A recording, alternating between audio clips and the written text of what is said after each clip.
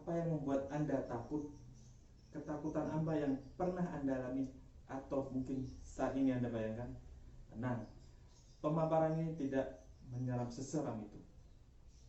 Kali ini akan kita membahas mengenai rasa ketakutan. Memang ada hal positif di rasa takut tersebut, yaitu dari hal yang paling dasar.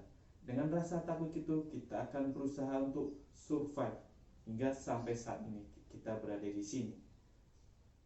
Yang paling menakutkan adalah adanya rasa takut yang tidak kita sadari. Apa rasa takut itu?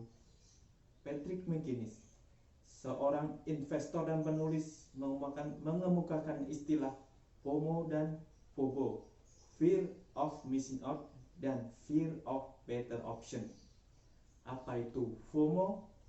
Fear of Missing Out adalah ketakutan saat kita merasa tertinggal dari sesuatu atau ada lingkungan atau teman-teman kita yang lebih baik dari kita. Hal ini diperparah dengan adanya kecanggihan teknologi sekarang, yaitu dengan ponsel pintar dan media sosial.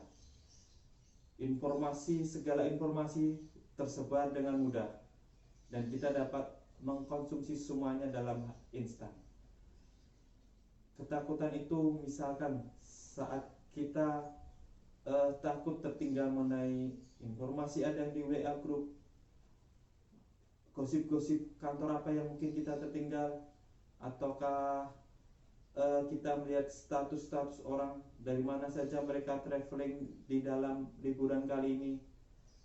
Hal-hal tersebut tanpa kita sadari menimbulkan rasa takut, sehingga kita melakukan sesuatu yang mungkin tidak signifikan atau malah menghabiskan tenaga dan pikiran kita. Ketakutan berikutnya yang mungkin tidak kita sadari adalah FOBO, Fear of Better Option, yaitu ketakutan untuk pilihan yang lebih baik. Di sisi lain merupakan ketakutan atau ketidakmampuan untuk memilih suatu pilihan, di mana pilihan baik itu sebenarnya dapat kita terima. Di dalam FOBO sebenarnya itu merupakan suatu kesengsaraan dalam kemakmuran. Kenapa bisa dikatakan begitu? Karena untuk memiliki suatu banyak opsi, kita memerlukan suatu kekayaan dan atau mungkin jabatan yang tinggi. Pernahkah Anda merasakan kesulitan dalam menentukan suatu banyak pilihan? Padahal sebenarnya pilihan itu tidak berdampak signifikan terhadap hidup kita. Dilansir dari The Guardian, McGinnis menyampaikan FOBO dapat terjadi di mana-mana. Contohnya, misalkan kita mengalami kekhawatiran, ketakutan atau kebingungan saat memilih film apa yang akan kita tonton malam ini, baju apa yang akan kita pakai, menu makan siang apa nanti di kantor yang akan kita pilih, atau bahkan hal-hal yang cukup kompleks, misalkan untuk karir, untuk pasangan hidup, atau untuk rumah yang akan kita beli. Orang yang menderita FOBO mungkin akan merasakan kewalahan dengan kemungkinan dari pilihan yang nanti setelah kita pilih. Bahkan menurut peneliti, ini merupakan suatu kelumpuhan analisa, yaitu tidak ada jaminan hal apa yang terjadi setelah keputusan itu diambil, atau karena memang tidak adanya keinginan sesuatu. Ini melumpuhkan kemampuan analisis penderita FOBO. Seorang yang menderita FOBO cenderung takut mengambil komitmen atau berkomitmen tetapi kemudian batalkannya. Bahkan itu akan terjadi di setiap saat di menit terakhir. Tentu saja perilaku kaku itu bisa menimbulkan hal-hal yang merugikan bagi teman-teman atau bagi keluarga terdekat, karena komitmen itu susah dijaga. Apakah FOMO dan FOBO merupakan suatu realita yang baru? McGinnis berpendapat bahwa ini merupakan sesuatu yang mungkin saja dari dulu sudah terjadi, karena ini merupakan suatu naluri manusia. Tetapi memasuki era teknologi ini, dengan ponsel pintar dan kecanggihan teknologi dan media sosial yang ada, ini dipercepat karena kita semakin banyak informasi yang kita terima yang menghasilkan perasaan FOMO dan membebani diri kita dengan banyak pilihan, atau kita memproduksi FOBO. Contohnya, Anda pernah mempunyai keinginan membeli HP baru atau sekedar membeli aksesorisnya. Dari keinginan itu berapa situs-situs web ulasan-ulasan mengenai HP yang kita kunjungi, berapa tontonan YouTube yang telah kita tonton, atau berapa artikel-artikel yang mengulas tentang perbandingan spek HP itu. Ini sangatlah benar-benar menyita waktu dan sangat menguras pikiran dan tenaga kita. Dibandingkan zaman dulu, waktu kita mau beli HP, mungkin kita hanya beli tablet saja dan pergi ke salah satu toko offline. Menurut McGinnis, faktor lain yang lebih emosional adalah FOMO didorong oleh narsisme, yaitu kita ingin lebih unggul daripada yang lainnya. FOMO menginduksi kelumpuhan analisa yang parah sehingga dapat berdampak negatif bagi kehidupan pribadi dan profesional Anda ketika Anda tidak dapat membuat keputusan dengan keyakinan dan Anda membuang waktu dan energi yang berharga. Pertanyaannya, bagaimana cara untuk mengatasi FOMO? Berikut rahasianya.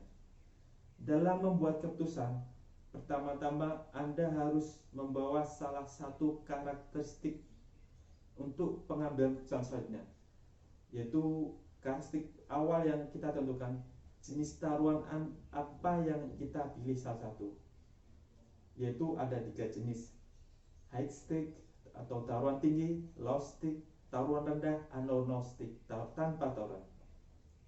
Mari kita mulai dengan keputusan tanpa taruhan. Ini adalah pengambilan keputusan yang dalam detail-detail kecil kehidupan kita, yaitu mempunyai ciri-ciri tidak ada jawaban yang salah, pilihan mana yang diambil tersebut mudah dilupakan, atau setelah beberapa saat kita akan lupa bahwa kita pernah melakukan suatu pengambilan keputusan tersebut. Contohnya adalah seperti yang saya sampaikan tadi, film apa yang kita tonton, kemudian makanan apa yang kita pilih, dan seterusnya.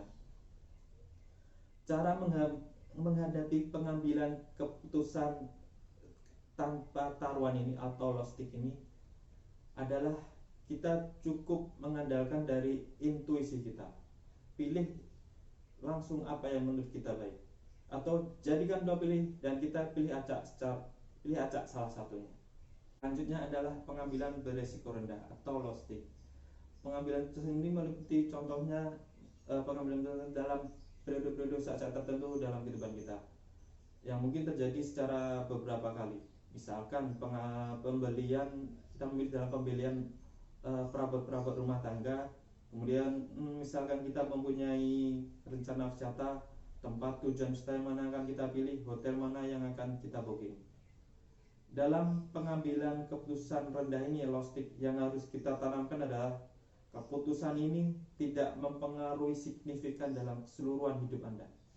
Ini yang perlu kita tanamkan. Jika Anda masih merasa kewalahan dengan pilihan-pilihan Anda, ajaklah diskusi atau mintalah saran kepada orang yang Anda percaya atau yang orang ahli di tema atau bidang tersebut. Berikan mereka kriteria yang menjadi pilihan Anda, kemudian mintalah saran kepada mereka. Setelah mereka memberi saran, ambil saran tersebut, karena di sini kita tujuannya untuk memudah pemilihan kita. Jadi jangan sampai kita menganalisa kembali apa saran yang telah disampaikan oleh teman Anda itu. Jangan terjebak lagi terhadap pilihan-pilihan yang ada berikutnya. Dari pemaparan 2 kondisi yang telah saya sampaikan tersebut, kita sudah bisa mengatasi pilihan low stake dan no stake. Jadi kita punya banyak waktu, punya banyak tenaga pikiran untuk memilih di kategori high stake atau taruhan tinggi. Pilihan-pilihan ini meliputi pilihan yang berpengaruh signifikan dalam keseluruhan hidup kita. Contohnya, pilihan mengambil rumah, pilihan karir, pilihan pasangan hidup. Ini perlu kita pikirkan matang-matang.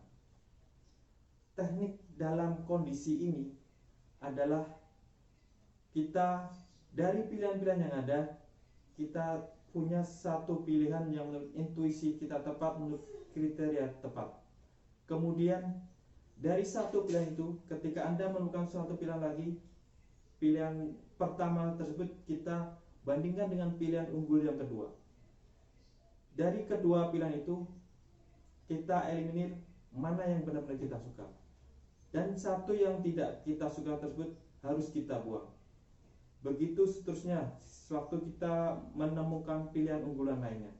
Jadi, di sini yang perlu ditekankan adalah pilihan yang tidak kita pakai, yang kita buang, jangan diambil lagi.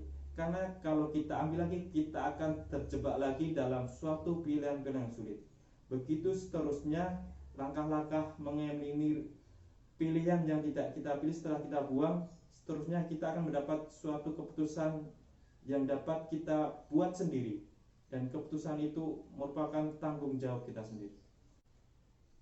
Jadi sampai saat ini kita mempunyai 3 teknik pengambilan keputusan. 1. Pengambilan keputusan saat no stick atau tanpa torawan.